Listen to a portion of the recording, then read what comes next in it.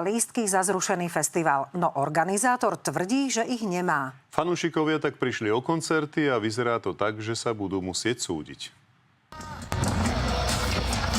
Topfest sa mal konať minulý víkend v Žiline. Sľubovali nezabudnutelný hudobný zážitok. Vystupovať mali medzinárodné rockové hviezdy ako kapela Scorpions či český Kabát.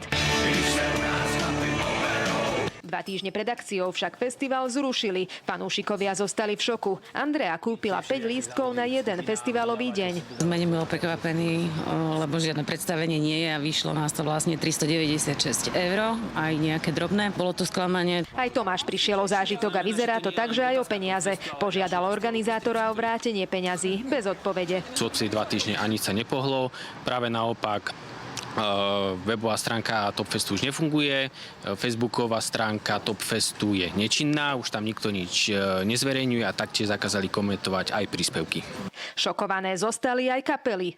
Usporiadatelia mali naozaj smelé plány, ale asi to boli až príliš smelé plány. Agentúra fatálnym spôsobom nedodržala dohodu, ktorú s nami urobila. A tak sme prikročili k tomuto pre nás veľmi nepríjemnému a krajnému riešeniu, ktoré nás naozaj vôbec neteší. Spojili sme sa s organizátorom. Ten tvrdí, že za zrušenie môže investor, teda firma, ktorá festival sponzorovala. 2 týždne pred podujatím oznámila, že peniaze už viac neposkytne.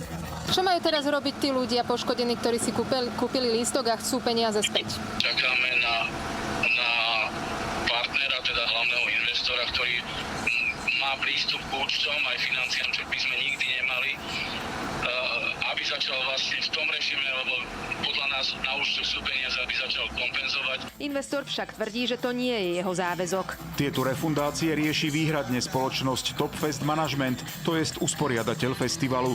Na sport teda doplácajú ľudia, ktorí prišli o festival aj o peniaze. Podľa Slovenskej obchodnej inšpekcie organizátor musí vrátiť poškodeným financie, inak pôjde o bezdôvodné obohatenie. Odporúčame spotrebiteľom, aby sa riadili pokynmi usporiadateľa týkajúcich sa vrátenia peňazí za zrušený festival a v prípade, ak peniaze nebudú vrátené, obrátili sa na príslušný súd.